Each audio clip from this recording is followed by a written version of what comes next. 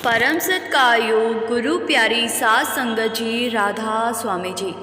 सात संगत जी, एक सेवादार को जब बाबा जी ने कहा कि आप दूसरी सभी सेवा को छोड़कर टॉयलेट साफ करने की सेवा में लग जाओ, तो इस सेवादार को बहुत अजीब लगा जी, क्योंकि उस समय वहाँ 100 से ज़्यादा सेवादार दूसरी सेवा में लगे हुए थे।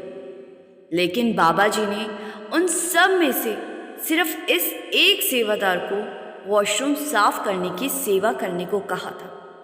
ये सेवादार एक रईस अरबपति था, इसीलिए बाबा जी की वॉशरूम साफ करने वाली बात को सुनकर इस भाई को थोड़ा अजीब लगा और गुस्सा भी आया, क्योंकि इसको ऐसी सेवा दे दी गई थी जो इससे गवारा ही नहीं थी।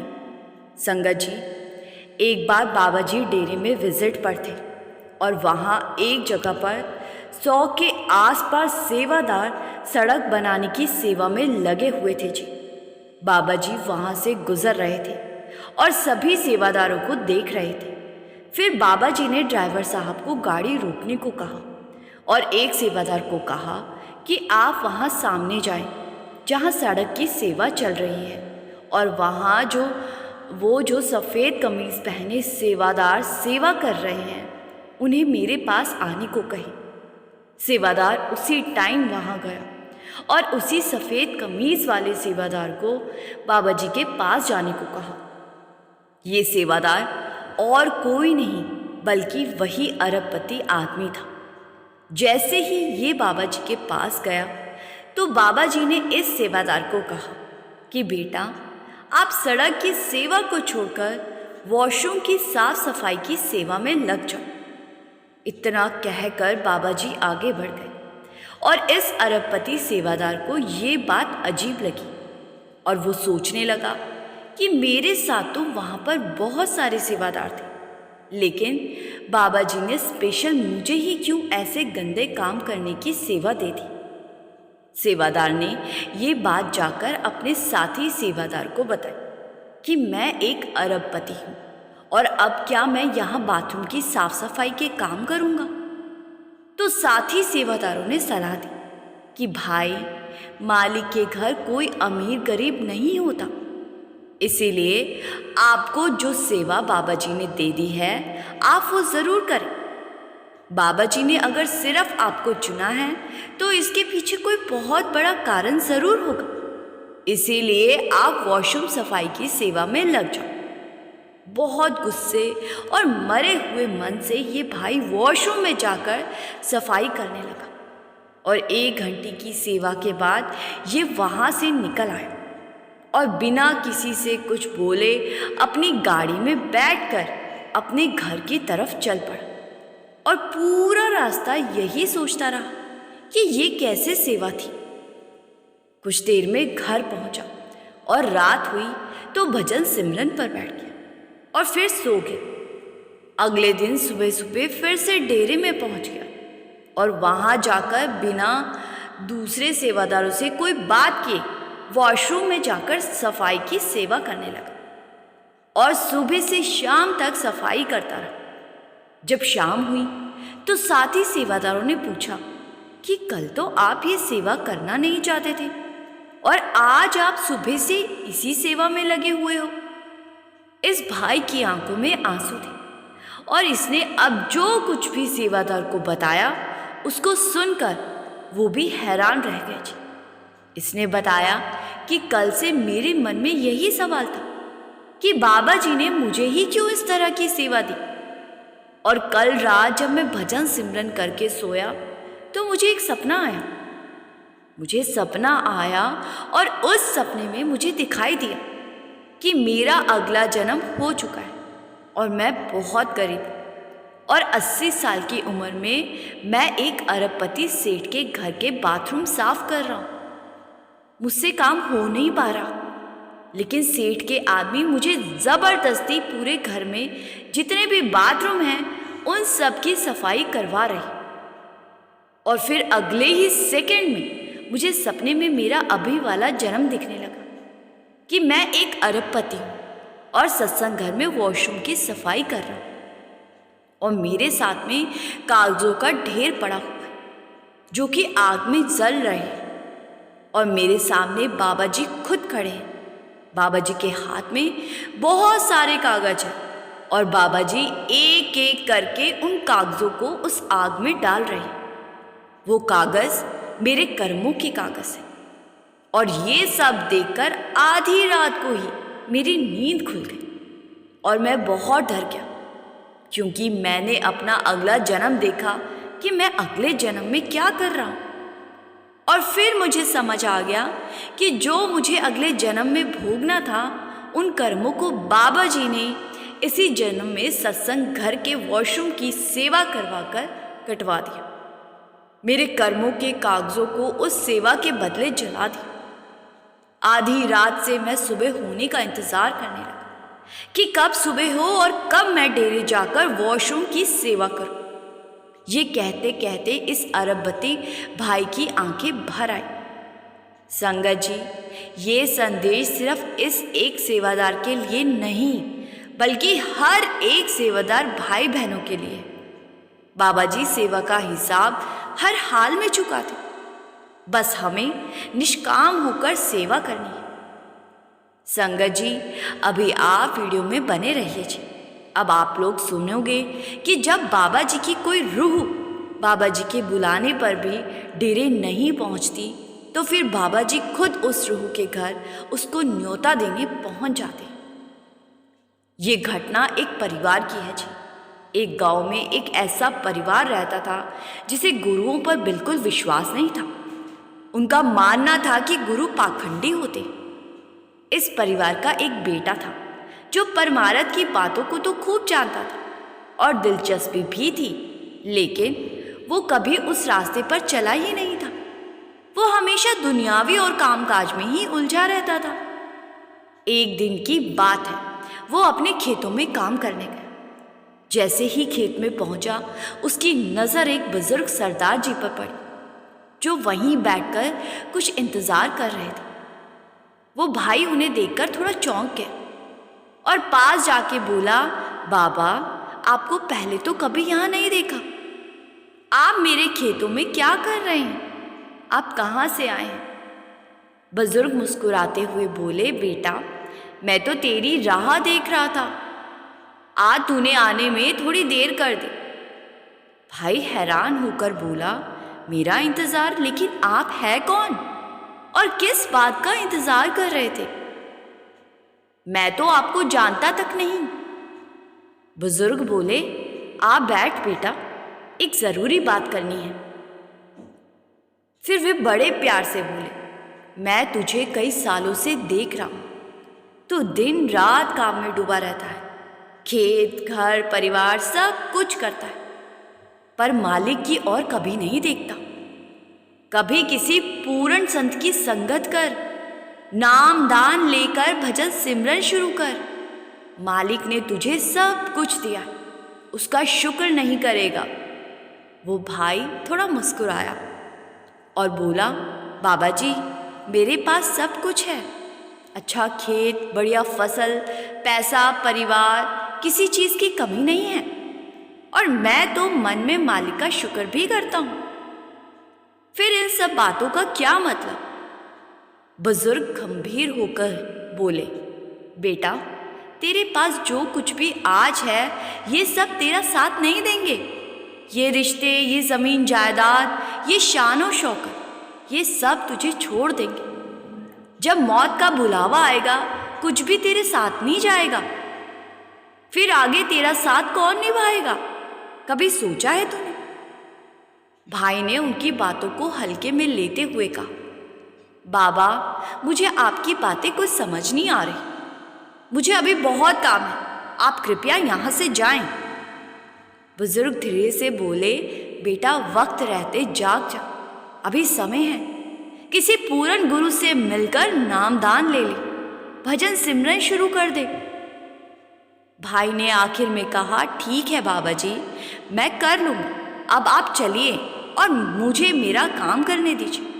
मेरा वादा है कि मैं जल्दी ही किसी गुरु से नामदान ले लूँगा, लेकिन अब आप यहाँ से चले जाइए। इस बात को काफी समय बीत गया। एक दिन फिर वो भाई खेत पर गए। वहां का दृश्य देखकर वो चौंक गया। वही बुजुर्ग फिर से खेत में बैठे थे और उसी की राह तक रहे थे। बुजुर्ग ने उसे देखते ही कहा, बेटा, मैंने उस दिन तुझसे कहा था कि देर मत कर, नाम की बख्शिश जरूर ले लेना, लेकिन तू तो अब तक गया ही नहीं। तूने तो खुद वादा किया था कि जाएगा। वो भाई थोड़ा झलझलाते हुए बोला, बाबा, आप क्यों बार बार मेरे पीछे पड़े हो? अगर मैं भजन सिमरन में लग गया तो मेरे खेत का कामकाज कौन करेगा? इतनी जिम्मेदारी है मुझ पर। परमारथ के काम करने के लिए बहुत वक्त चाहिए होता है और मेरे पास तो सांस लेने तक का भी टाइम नहीं है। बुजुर्ग ने मुस्कुराकर गहराई से कहा, बेटा, जब तू मालिक की ओर मुड़ जाएगा तब तेरे सारे काम खुद ब खुद संवरने लगेंगे। सब कुछ वही करेगा। तू क्यों चिंता करता है? एक बार डेरे जाकर देख तो सही। भाई ने कहा कि आप कौन से डेरे में मुझे भेजना चाहते हो और आप हो कौन? मैं तो आपको जानता तक नहीं हूं। मैंने आपको कभी भी देखा नहीं है, ना आप हमारे गांव के लगते हो।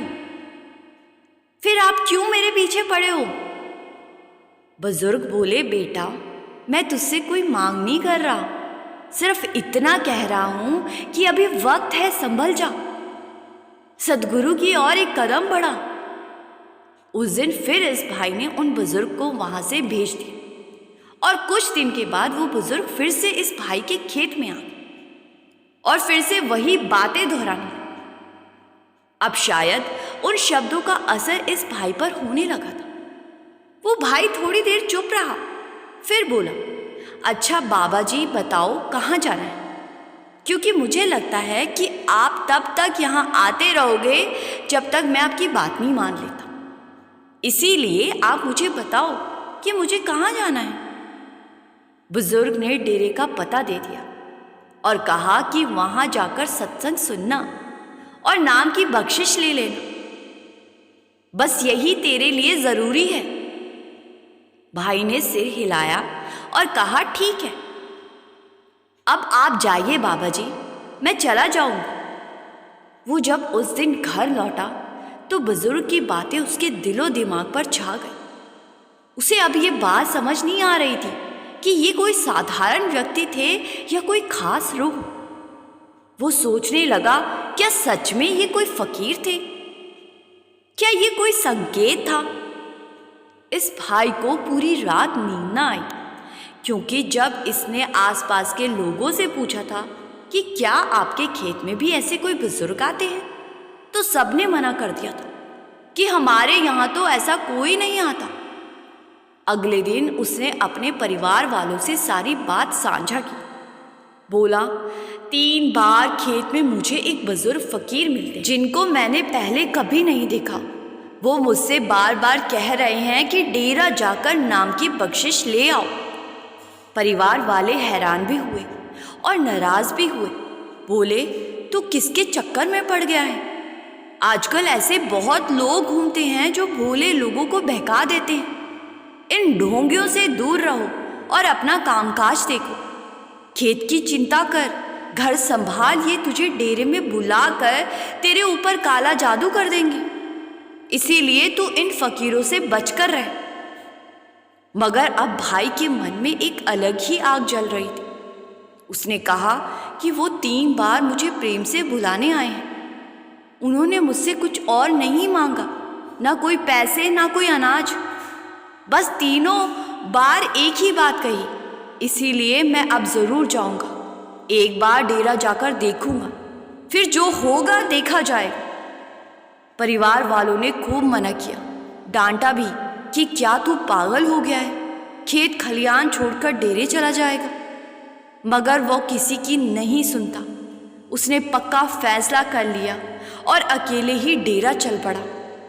जब वो डेरा पहुंचा और सत्संग शुरू हुआ तो उसकी नज़र स्टेज पर बैठे हजूर महाराज जी पर पड़ी। वो हक्का बक्का रह गया। वो सोचने लगा कि ये तो वही बुजुर्ग है जो 3 बार उसके खेत में आकर उसे समझा चुके थे। उसे अपनी आंखों पर विश्वास नहीं हुआ। उसका दिल भर आया, आंखों में आंसू बहने लगे। सत्संग में जैसे जैसे वचन गूंजते गए, वो भाई अपनी जगह पर सतर्क बैठा रहा। कुछ भी समझ नहीं आ रहा था, बस एक ही भाव भीतर उमड़ रहा था कि मैं कितना समय यूं ही गवाता रहा और खुद मालिक मुझे बुलाने आए थे। पहली बार में ही उस भाई को नाम की बख्शिश मिल गई, जैसे वो पहले से ही बुलाया गया हो। वो अब बदल चुका था। जब वो घर लौटा तो उसके चेहरे पर एक अद्भुत शांति थी। परिवार वालों ने ताना मारा, तू कितने दिन घर से बाहर रहा, कोई फिक्र है तुझे खेती की? भाई ने शांत स्वर में जवाब दिया, मैं बताकर गया था कि डेरे जा रहा हूं और आज मैं डेरे से कुछ लेकर आया हूं। फिर उसने कहा, जो बुजुर्ग 3 बार मेरे खेत में आए थे वो कोई आम इंसान नहीं बल्कि खुद मालिक थे। वो एक पूर्ण गुरु है और डेरे में सत्संग में स्टेज पर बैठे थे और मुझे आज नाम की बख्शिश भी मिल गई है। अब मैं खेतों में काम करने के साथ साथ भजन सिमरन भी करूंगा। आप चिंता मत करो, मैं अपनी जिम्मेदारियों से पीछे नहीं भाग रहा। अब जैसे जैसे वो भाई भजन सिमरन में डूबता गया, वैसे वैसे उसके परिवार वाले उससे दूर होने लगे। परिवार में सब उसे डांटने लगे, तुझे जरा भी लोक लाज की फिक्र नहीं, हमें समझ नहीं आता तू किस बाबे के पीछे लग गया है। कोई तेरे बारे में कुछ पूछता है तो हम क्या जवाब दें? सारी दुनिया में हमारा मजाक क्यों बनवा रहा है? लेकिन उस भाई ने किसी की एक ना सुनी, कोई तर्क, कोई सफाई नहीं दी, बस चुपचाप अपनी राह पर चलता रहा। उसका अब हर दिन एक ही ढंग से गुजरने लगा। रात को जब घड़ी में 2:30 बजते तो वो उठकर स्नान करता, शांत मन से 3 बजे अपने भजन सिमरन पर बैठ जाता। सुबह के 5-6 बजते ही वो उठता, चाय पीता और खेतों की ओर चल देता। खेतों पर जाकर थोड़ा बहुत काम देखता और खेत में किसी पेड़ के नीचे बैठकर ध्यान में डूब जाता। घंटों ऐसे ही बैठा रहता, बिना किसी फिक्र के। गांव में जो दूसरे किसान काम करते थे, उन्होंने जब ये देखा तो हैरान रह गए। ये रोज खेत में आता है, लेकिन ना हल चलाता है ना बीज बोता, बस पेड़ के नीचे चौकड़ी मारकर बैठ जाता है। लोगों की निगाह में उसका व्यवहार अजीब होता गया। धीरे धीरे गांव के लोग उस भाई के घर जाकर शिकायतें करने लगे, आपका बेटा तो खेतों में कुछ काम ही नहीं करता, बस बैठा ही रहता है, कुछ तो समझाइए इसे, ऐसे तो आप लोग बर्बाद हो जाओगे। गांव वालों की शिकायत सुनकर परिवार वाले और भी भड़क उठे। एक दिन तो बुरी तरह डांट भी दिया कि तू चाहता क्या है, घर बर्बाद कर देगा, तुझे हो क्या गया है? खेती बाड़ी छोड़ दी, घर की परवाह नहीं, सुबह सुबह बैठ जाता है अपनी दुनिया में। ये कौन सा नाम तूने ले लिया है? लेकिन इस भाई ने किसी की परवाह ही नहीं की, क्योंकि इस पर तो सद्गुरु के प्रेम का ऐसा नशा चढ़ चुका था जो अब उतर ही नहीं सकता था। इसी बीच एक दिन उनके घर पर 2 दिन का बड़ा पाठ पूजन तय हुआ। घर में खूब तैयारियां होने लगी। परिवार वाले इस भाई से बोले, देखो घर में पूजा है, सब रिश्तेदार आने वाले हैं, तुम्हें तो कोई खास काम है नहीं, सुबह सुबह भजन पर बैठ जाते हो, अब अगले 2-3 दिन ये सब मत करना। इस बार इस कार्यक्रम की पूरी जिम्मेदारी तुम्हारे हिस्से है, इसीलिए ध्यान जरूर देना। यही असली पुण्य होता है, यही काम आता है। भाई ने चुपचाप सिर हिलाया। ठीक है। घर में पूजा शुरू हो गई। मेहमानों की आवागही, सेवा, जलपान, ढोल, शंख, पंडित आदि सब कुछ बड़े धूमधाम से चलने लगा। सजावटें हो रही थी, रसोई में हलचल थी, कई तरह के पकवान बनाए जा रहे थे, बाहर लोग जुट रहे थे, सब कुछ एक त्योहार जैसा माहौल बन गया। लेकिन उस भाई के मन में उस भीड़ और चहल पहल के बीच भी एक ही बात गूंज रही थी, और वो था मालिक का नाम। उसकी आंखें हर चेहरे में उसी रूह की तलाश कर रही थी जिसने उसे उस राह पर चलाया था।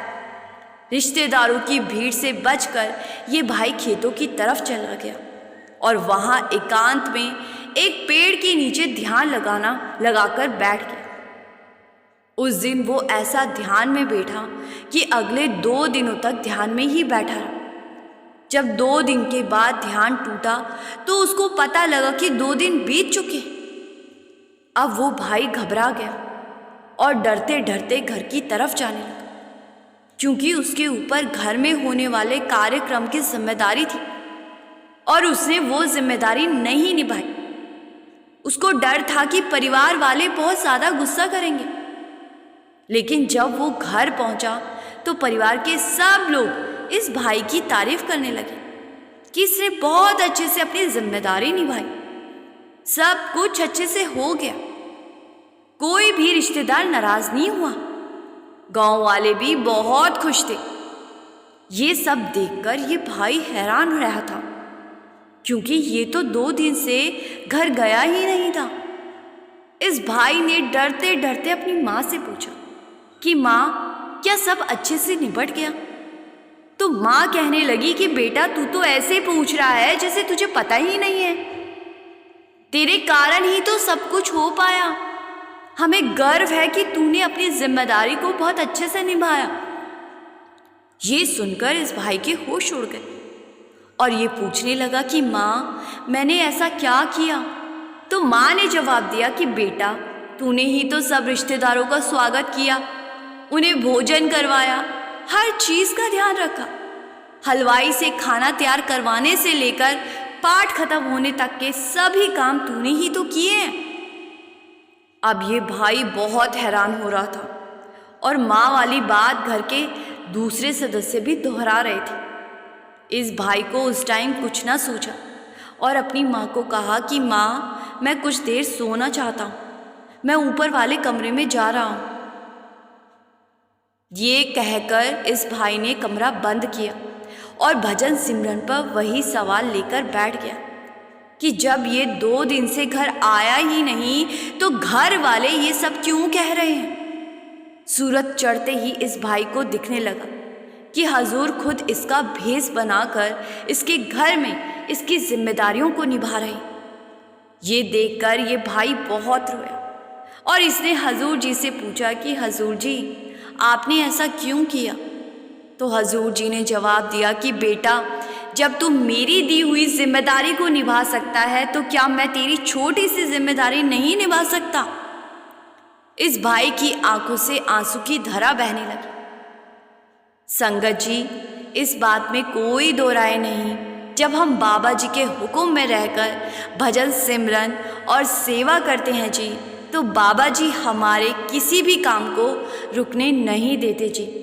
उनके लिए बाबा जी को भले ही खुद क्यों ना हमारे घर आना पड़ जाए, लेकिन आजकल इस भाई जैसे लोग मिलते ही कहाँ हैं। हम सब तो सिर्फ अपना स्वार्थ देखते हैं, स्वार्थ के लिए ही मालिक को याद भी करते हैं। बिना स्वार्थ के तो हम लोग कभी कुछ करते ही नहीं। संगत जी, आशा करती हूँ जी कि इस वीडियो से संगत को एक बड़ी सीख मिली होगी जी कि हमें अपने सद्गुरु के हुक्म को मानना है और सब कुछ उन पर छोड़ देना है। संगत जी, अब वीडियो को यहीं विराम देते हैं जी। कमेंट में राधा स्वामी लिखकर संगत के अपने इस चैनल रूहानी सफ़र को सब्सक्राइब करना मत भूले जी। गुरु प्यारी साथ संगत जी, राधा स्वामी जी।